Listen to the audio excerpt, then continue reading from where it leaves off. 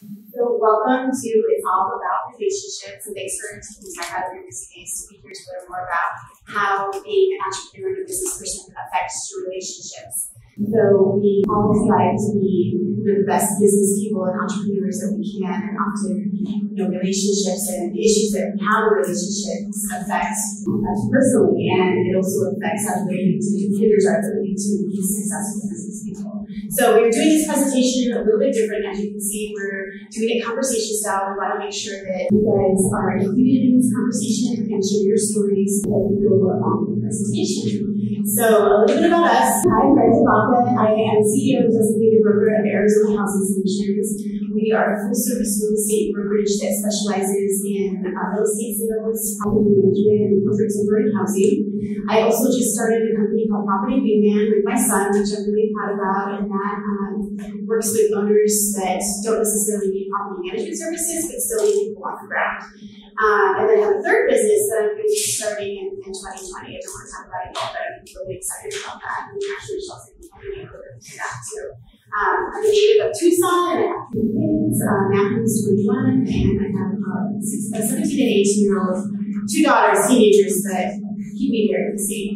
And and so when I thought about doing this presentation and who I wanted to partner up with to talk about relationships, I couldn't think of anyone better than Michelle, who's, to me, the queen of relationships. So, Michelle, why don't you tell us a little bit about yourself? Well, hi, my name is Michelle Fraley. I've lived in Tucson 16 years now. So a little background about myself. I have a background in clinical psychology, and for many years I worked as a counselor. So maybe that's why we have the circle today. It brings me back to my roots. And then I stopped doing that to raise a family. During that time, I just realized I wasn't done. I wanted more. So I became a certified yoga instructor. I realized that I still wanted more. So went back to school, became a certified life coach, and I tried to combine everything with my practice. I work with clients in terms of where have they been and where do they want to go, and also professional matchmaking. That happened out of just a need in Tucson. I had a lot of people professionally and personally just telling me how frustrated they were with online dating, feeling like they weren't meeting the right people. And so just this April, I've started a matchmaking service that I do along with my coaching business, and that's been a lot of fun. I am married to my high school sweetheart of 28 years. So we've been together 28 years, married for 18. We have 1 12-year-old daughter and a lot of other furry children. I'm a big animal lover. So that's me in a nutshell. So, divorce. So, divorce is something that we thought we could discuss during this topic because it affects relationships, and that's great. So, divorce lawyers estimate that entrepreneur divorce rate is 5 to 10% higher than the general divorce rate, which pretty much equates to almost 50% of people who are entrepreneurs go through a divorce. And unfortunately, because if I look at it, I'm one of those 50%. So I'll be sharing some of my experiences throughout the presentation and conversation. And Michelle's going to be providing some really awesome tips on what we can do in our communication to maybe help if you're going to be an entrepreneur in your business and dealing with relationship issues. Next. So ways to be an entrepreneur affects your relationship. So who agrees that we're all like jugglers? That's our job. I mean, we juggle everything: kids, family, parents, friends, relationships, and we're kind of flying by the seat of our pants. So here are some of the ways that being an entrepreneur can affect your relationships. So first we have changing the rules and dynamics of your relationship. So, going from that cushy 9-to-5 job and a set salary, and then deciding that you want to be an entrepreneur and taking a risk and going into the unknown. When I started my business, I was laid off. So I've been in the corporate world for such a long time, and then one day, right at the downturn of the economy, I got the notice that I was being laid off, and I had to decide what I was going to do. It was really hard for me to find a job. I was a salesperson. During that time, no one wanted to hire a salesperson, so I had to figure out what I was going to do. And I grew up in a family of entrepreneurs. pretty much everybody in my family owns a business. It's like, hey, I always wanted to do that. I think I'm going to just dive and do it. So I did. And with that, it really changed the dynamics of the relationship with my husband, my ex-husband now.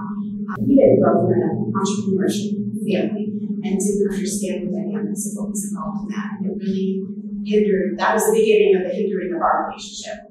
So Michelle will give us some tips on how we might avoid those issues from the get-go. Well, all relationships have sort of established rules and norms, even if they're unsaid. It's sort of one person just becomes the one who picks up the kids for practice, and that's just the way it is. And so when something changes, when a stay-at-home mom decides when her kids are in 4th grade, you know what, I want more. I want to go back to work. That changes the rules midway, and that can be very scary to the other partner because there's a lot of fear. Why are these rules changing? Was what I was offering in the relationship not enough? And then there's the logistical things. Well, now who is going to do those things? Who is going to pick up the kids? And so this is, you'll hear me say over and over in this presentation, the underlying thing of everything that we're going to talk about is communication. So that's why I said when we have these rules, even though they're unspoken, this is the time where those rules and norms need to become perfectly clear. This is where there shouldn't be any sort of innuendo or confusion about what the rules are. And so my tip would be really sit down and talk to the partner. What is the fear of me moving forward with this new pursuit? If I want to start a new business, if I want to go back to work, what are you fearing? What does that bring up for you? And how can I help manage that? So if it brings up, well, I'm worried that you're going to not have enough time to spend with the family. Okay, that's a valid concern. How can we make sure that we carve out that time? So really dealing with the fears associated with changing those rules and then dealing with the logistics of changing those rules, first and foremost, will be really helpful moving forward. Okay, does your spouse or partner understand your vision? So truthfully, in my situation, I was so busy trying to make things happen. So I just lost my job and I was trying to, get this business started, that it honestly didn't even enter my mind if my spouse understood my vision. It's not that I didn't care, it's just it didn't concern me because I had my sights set on one thing, and that was, making this company grow and making it happen and having that income come back into the hospital. But that, in turn had effects on our relationship too, because he didn't feel like he was, participating and that sort of thing. So what sort of things do you recommend? Well, first and foremost, the tip that's on the bottom almost should be on the top, and that is to become self-aware. I think as entrepreneurs, myself included, we have highs and lows. We have really good days and really bad days. And we might be a little bit more sensitive and read into our partners, what we consider our partner's disinterest, because we're feeling highly sensitive. And we have to remember, this is our vision, not necessarily theirs. It's great that your wife came on board with you, but sometimes that's not the case. Maybe your spouse has, or partner has their 9 to 5, and you're doing this. You can't expect them to necessarily devote the level of time, energy to it as you are. And so be patient with them. And I know I've done this, there's times where I'm so excited about something that's going on. I could come in to my husband and I could ramble for 30 minutes before I realize, okay, sweetie, how was your day? Yeah. And so it's sort of like that. Well, we need to check ourselves sometimes and understand that, it isn't our business in the world. Sometimes we need to step back. And then also, again, like what you said, include your partner in the process too. If your partner doesn't understand your vision and they're clearly expressing to you that they want to, give them a little role. We all need a little bit of help. Give them something they can do so they can feel like they're part of the process and not an outsider looking in. And then really just open those lines of communication. Ask them, what do you need from me, today? What could I do today to help you understand why I'm doing what I'm doing, what my motivation is? Because again, they might see you're gone at lunches with men, you're at mixers all evening, and they might think, well, gosh, he or she just really doesn't want to spend time with me. That's where their mind is going. Explain to them maybe what your motivation is. I really feel like this is the best way to get my message out to clients. And I feel like, wow, these first couple of months of getting my business up and running, I really need to do this. Money. So there's so much financial demand on a relationship. And, luckily, I think I mentioned before that when I started my business, I was in the service business. So it didn't take me a lot of money to start up my business. So I was lucky that way.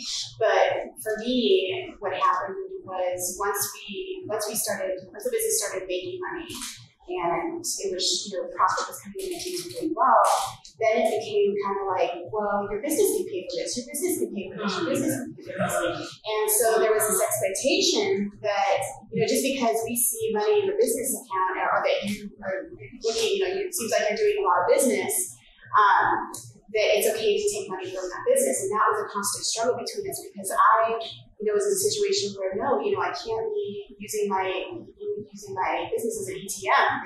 We have to have the money there so that we can rent apartments and do the things we need to do to make the business successful. And that was always a big struggle.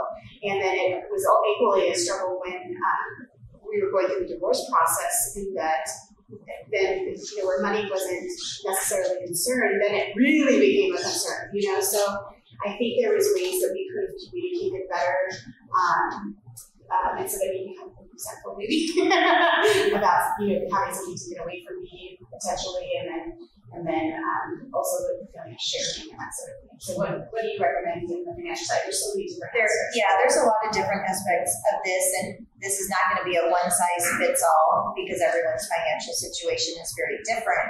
And like we talked about in the first slide about relationship norms also have a financial component. Sometimes in a relationship, there's sort of the spender and the saver, or you always kind of spend about the same amount of money when you travel, or the same amount of money when you go out to dinner. So, and something drastically changes, and somebody opens a business, or leaves a job, so cash flow is not coming in. That disrupts the norm and can be very scary. So first and foremost, again, the clear communication. And look, is money a legit concern? If you leaving a job and starting a business is putting your family in debt, taking away money from things that you were able to pay for, not saying don't pursue it, but that could be a yellow light for you in terms of your relationship. Just to stop, maybe consult a financial planner, maybe consult a business coach before just moving forward and really getting into serious debt. Also, people have different feelings about money, and a lot of this stems from our family of origin. I grew up in a family that, money wasn't particularly scarce, but my parents were very frugal, so I learned early on the difference between a want and a need. You pay for needs, but, kind of pick and choose your wants.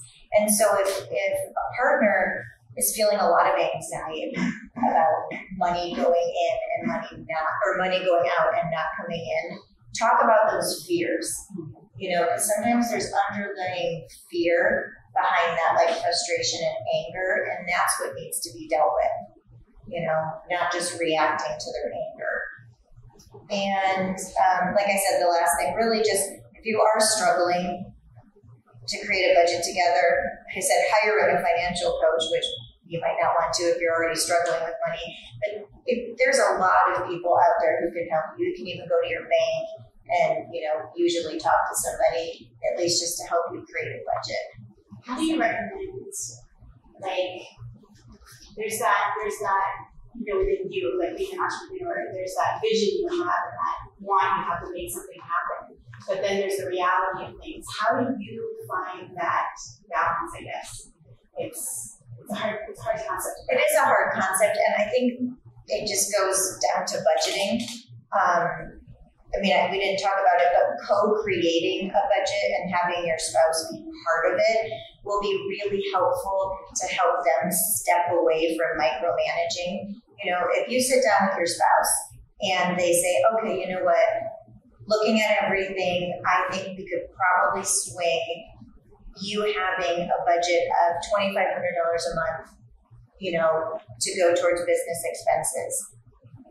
They have felt comfortable with that amount. You have felt comfortable with that amount. Now they can stop going, did you just spend $85 at Vistaprint? You know, or did you just spend $250 on a Facebook ad? They can stop micromanaging, which can really help get the relationship back on track where you're not having these little arguments every day about the small things because you've co-created this budget. They know if you stay within this budget, they don't have to check up on you all the time. So I think that's a good way to be excited and live your passion, but live it within your budget, right? You know, and like I put on here, if you're co-creating a budget and you really care what your partner has to say, be prepared to hear no and accept that. You know, be prepared to compromise. And, you know, things may change as profit starts coming in and the business changes. But at the very beginning, if you say, I want to do these, you know, radio commercials and they're $1,500 for 6 of them, you know, be prepared to say, for your spouse to say, I don't know if it's a great time to do that, and maybe bring it up a couple months later.